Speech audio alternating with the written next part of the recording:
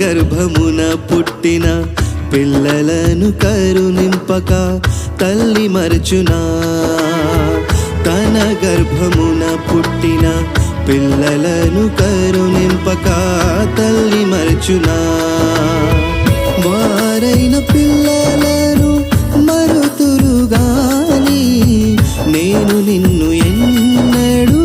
మరువను వారైన పిల్లలను మరుతురుగాని